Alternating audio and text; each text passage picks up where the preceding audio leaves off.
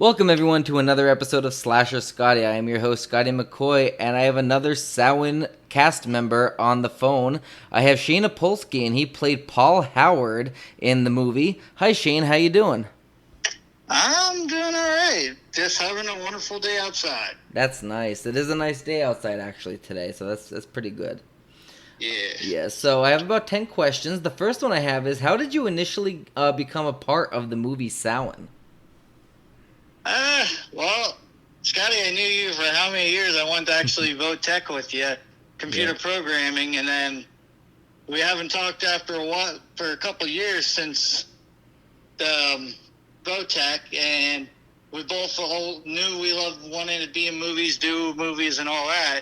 We talked about it in school, and then you actually sent me a message about working on the project when it was a web series, and then when that fell through because of complications, you actually messaged me and also Amanda about being in a group and working on the project, and that's how it all started.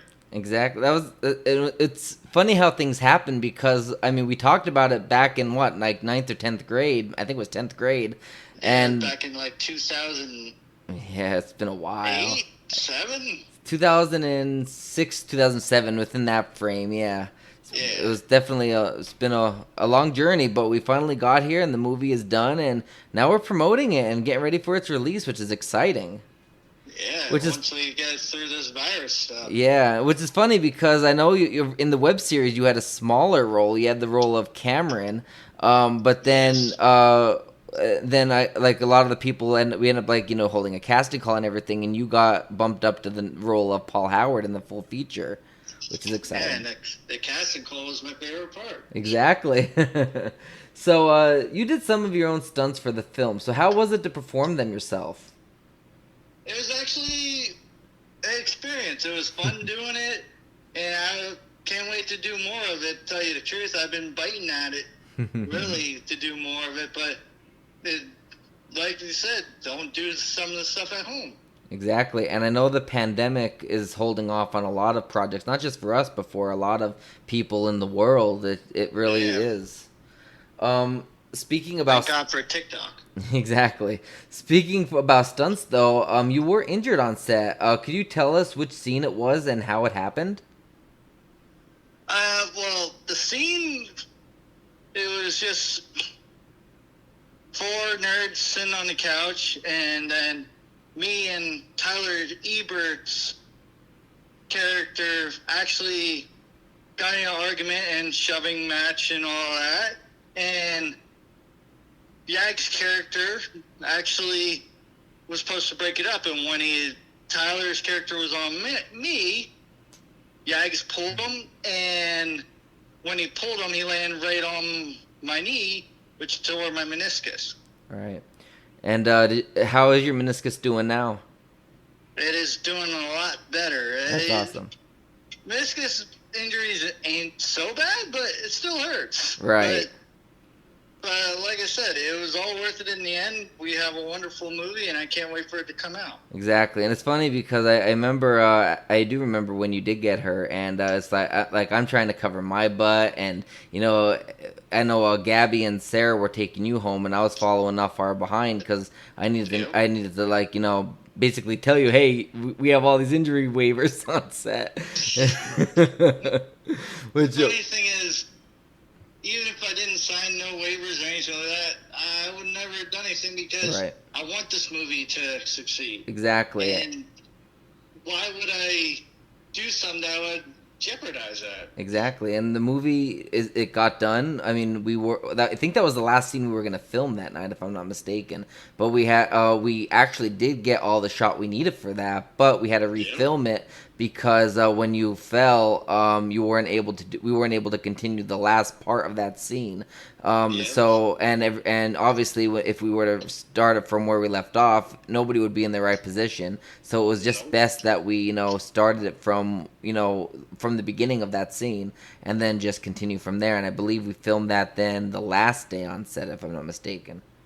Yeah, I think it was the last day of set we had to refilm it. Yeah, we filmed that part, and then we filmed the part right after when we're in the backwoods of Centralia behind the cemetery, and then we Yes. filmed the end of the movie also in the backwoods of Centralia in the cemetery. The next question I got for you is, what was the best part about filming Samhain, and what was the worst?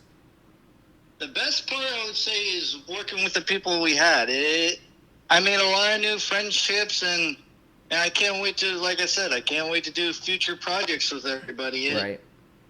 I built a lot of friendships I hold cherished deeply in that, and I would do anything for those friendships. Right. And the worst part, I would say, is I don't have really, like, worst part would be the wrong choice of words. I would say the only bad thing about it was the ending of it. Yeah. Like, ending the project and all that. It's like you wanted to do more because you don't want to lose touch with everybody and all that. Right, and it's funny that you said that is your best and that is your worst parts because you're my fourth interview this week for the week of Samhain interviews, and you're the fourth person out of the 4 interviews I had so far that said those exact things of being the best and being the worst.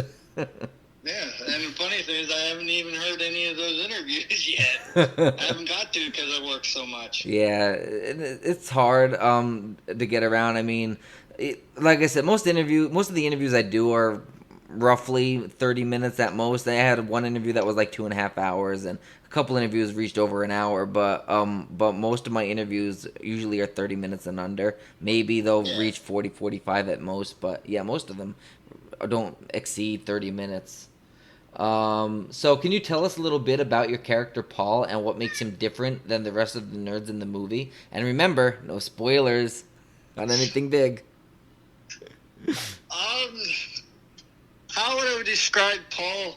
Paul is like the know-it-all of the group. He thinks he knows better, and he wants to make everybody follow a good line. Mm-hmm. He doesn't want anybody overstepping that line or doing something crazy. Right.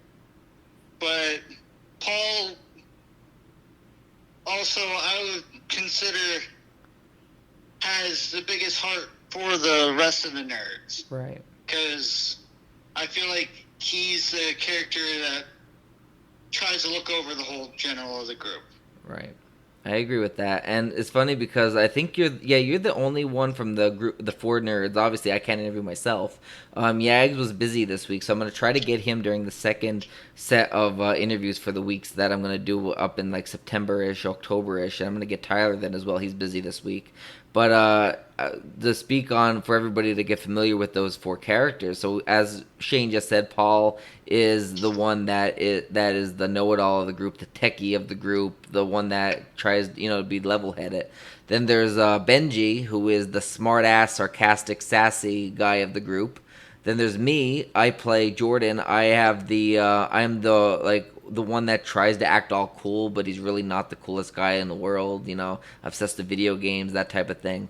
And then there's Scott Yagalinsky, and he plays Jason, and he is the type of nerd that is like the jock of the group. He kind of is the voice of reason. Like when the scene where you did have the injury where he's trying to stop you and Benji from fighting. He's trying to be the voice of reason, but he's also the jock of the group. He's very tall. He's built better. He's built better than the other nerds. So he played football, all that different things. So those are the 4 nerds for anybody that's listening. So and I have obviously Paul, the techie, the know-it-all of the group on the phone now, and I think that you did the character justice. It was what I envisioned for that role. Yes. And like I said, it's one of the best things to do is when you read over a script or whatever is try and imagine yourself in the role. Put the role as your own spin if you can. Exactly. So what was it like working with Brett Harris, and was he intimidating in costume? I have to say, Brett Harris is awesome to work with. He's loyal to the project. He's a fun, outgoing guy. But once he puts on that costume, he's 100% that character. He goes full into character, and he can be intimidating at times. It's fun. But when he's not in that character, it's a whole 180, and he's fun, loving, and all that. Right, and it's funny. There's a story that I wanted to tell during the interview I had with Brett, and I didn't get to it when you said about him being intimidating, and that I wanted to sneak this little story in. It was the first night on set. It was like 3 or 4 in the morning, and Brett and we just finished the one death scene, and me and our still photographer. He's also our on-set medic, and he was also had a small cameo in the movie as Officer Furman, David Furman. He was in the passenger seat with me, and we were getting ready to leave my aunt's house. We were using the interior of her house for the scene, and we were getting ready to leave her house, and it was pitch black, and we're in the car, and we're getting ready to leave, and all we see coming up from the shadows is Brett walking with blood covering him, and he has the mask on, the jumpsuit on, the gloves on. The gloves are all bloody, and David goes to me, "Holy shit!" Like, it freaked us out. Like, it was scary. Like, we know what we're filming, but David said he was sleeping in his car in my parents' parking lot, because we had to be on set again for 7 a.m. And he said he was looking out his window pretty much all night because he had a feeling Brett was just gonna jump up and like scare him in his car. It sounds like him. Yeah, it was an interesting tidbit.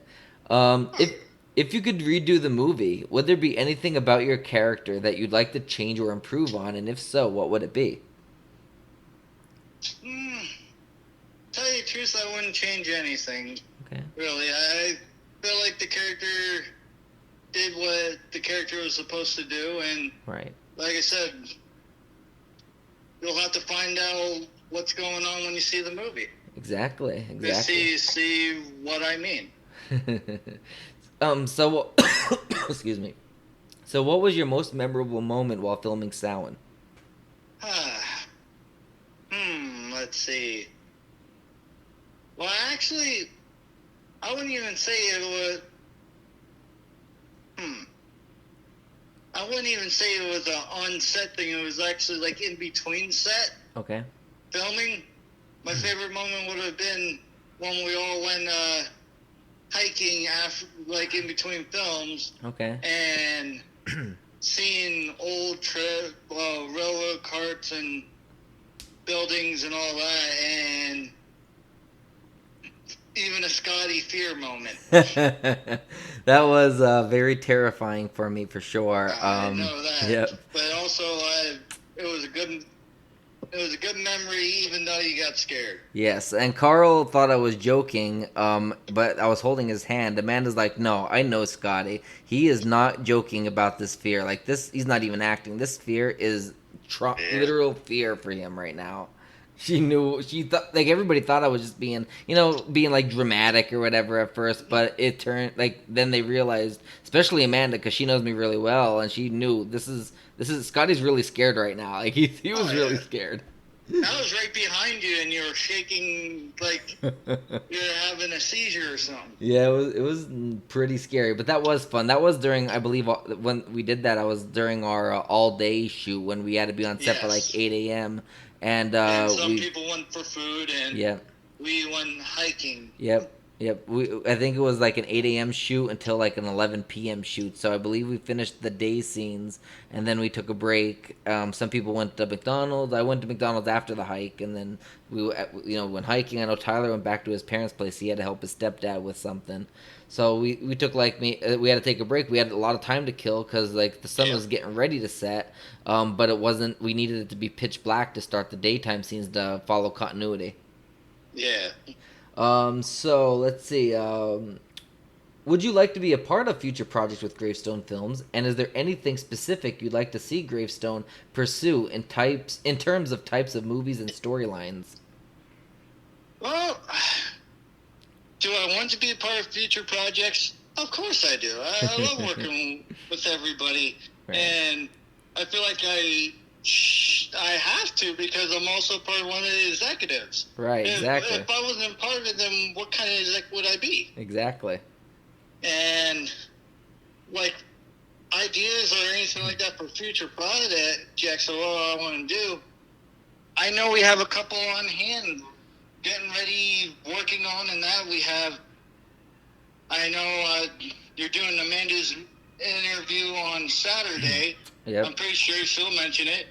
Yep. She has an idea. I know we have future ideas for certain projects. I know I have an idea. We have plenty of ideas coming up, and I'd be glad to work with them.